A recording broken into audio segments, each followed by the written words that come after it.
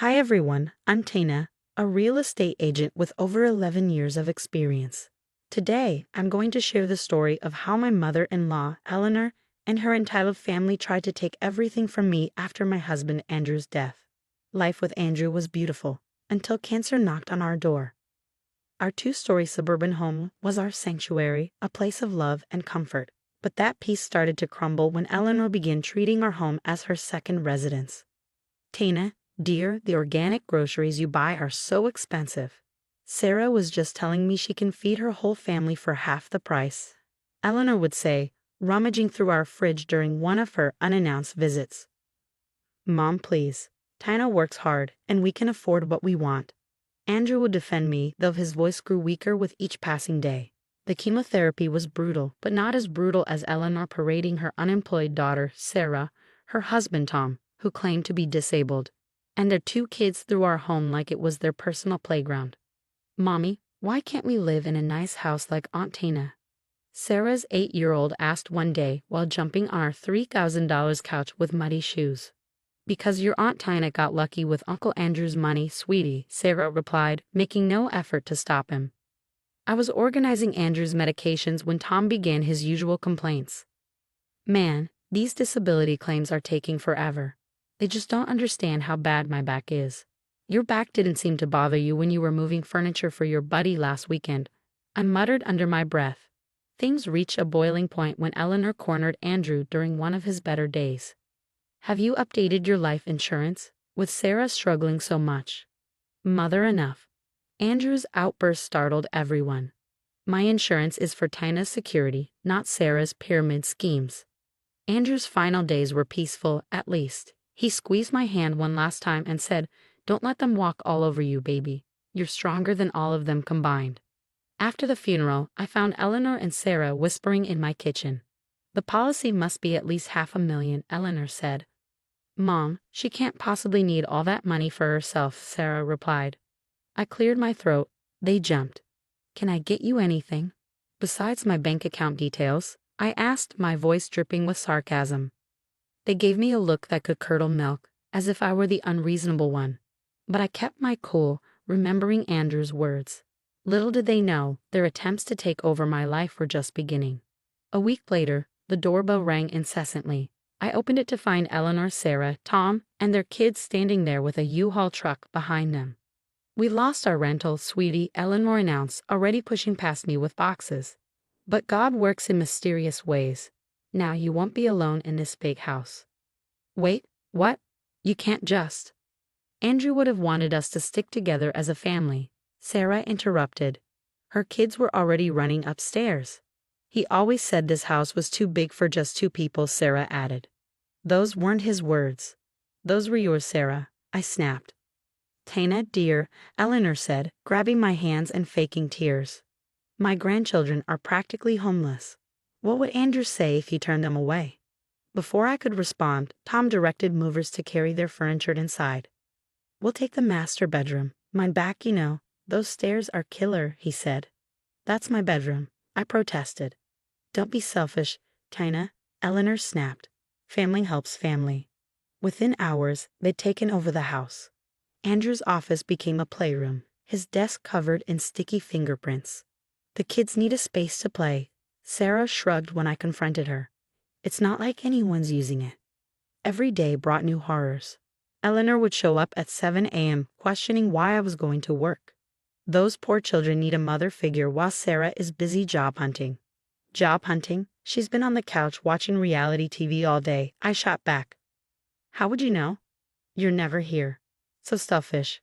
I slammed the door before she could finish. Then I started noticing things missing, my Cartier watch, Andrew's first anniversary gift, my grandmother's pearls, and even my wedding jewelry. Has anyone seen my jewelry box? I asked during one of their takeout dinners that I was apparently paying for. Haven't seen it, Sarah said too quickly, avoiding eye contact. That night, while looking for my missing car keys, I found pawn shop receipts in Sarah's purse. My hands shook as I read them, but the final straw?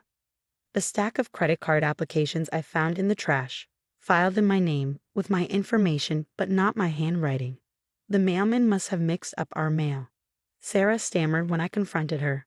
In my name? with my social security number, I demanded. Well, if you just help us out financially like Andrew would have wanted, she muttered, her voice trailing off. That night, I locked myself in the guest room, the only space they hadn't invaded, and sobbed into Andrew's old t-shirt. I don't know what to do, babe, I whispered into the worn fabric. They're taking everything. My phone buzzed. Another declined credit card notification. They were getting bolder, assuming I wouldn't fight back, but they didn't know me at all. Andrew was right, I was stronger than them. As I lay there plotting my next move, one thing became crystal clear. This wasn't about grief or family anymore. This was war. Sorry, I'm just really tired. I mumbled the next morning, slumping at the breakfast table, secretly recording Eleanor and Sarah as they schemed. Finally given up, huh? Sarah smirked, sipping my coffee as if she owned the place. Anyway, Mom, but lawyers said after 6 months, they can't just throw us out, squatters' rights or whatever, Sarah said with a smug grin. My hand tightened around my phone, but I kept my defeated pose. 3 months of playing possum while building my case had taught me patience. Earlier that week, I'd struck gold. Jessica, their previous landlord, finally returned my call. Oh my God, they're doing it to you too. They pulled the same stunt with us. Moved in claiming hardship, then refused to leave and destroyed the place. I've got all the court documents. Each revelation was worse than the last. 5 evictions, 3 lawsuits, countless victims. Look at Tom working so hard on his physical therapy, Eleanor cooed from the window.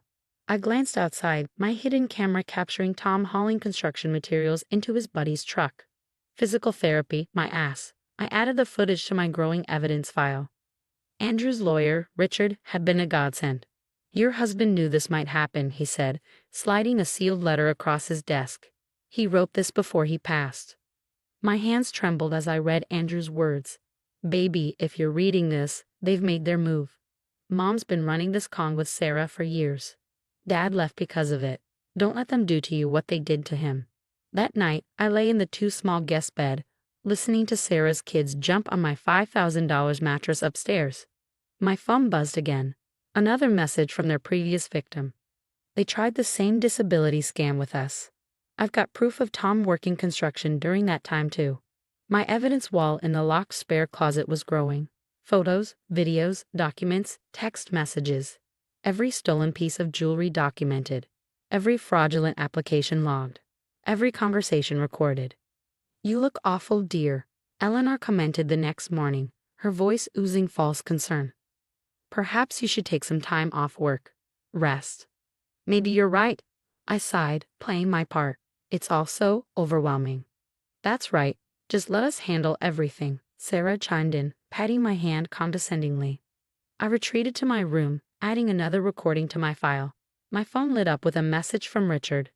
Documentation from Andrew's father received. Ready when you are. Oh, I'm ready, I whispered, staring at my evidence wall. You want to play family? Let's play. The next morning, chaos descended. What do you mean, fraud investigation? Tom's face went pale as federal agents showed him photos of his construction work. Sir, you've collected $45,000 in disability benefits while working full-time jobs for cash, the agent said. I watched from the window as they led him to their car, Sarah screaming behind them. This is your fault. Eleanor stormed into my house. You vindictive little. Mrs. Patterson, a detective interrupted, stepping inside. We have some questions about your involvement in multiple fraud schemes. Eleanor's face crumpled as they showed her the evidence. I was only trying to help my daughter, she protested. By stealing my jewelry? By attempting identity theft? I shot back, holding up the stack of fraudulent credit applications. The pawnshops were very helpful with their surveillance footage. You don't understand. Sarah sobbed as officers took her statement. We needed. Save it for the judge, I snapped. Oh, and your previous landlords send their regards, I said with a smirk, sliding the eviction notice across the table. Their faces were priceless when they realized I had documented everything. You can't do this. We have rights. Sarah screamed, tears streaming down her face. Actually, my lawyer said, his smile razor-sharp, you don't. The headlines were brutal. Family fraud ring exposed. Tom got 3 years in prison for disability fraud.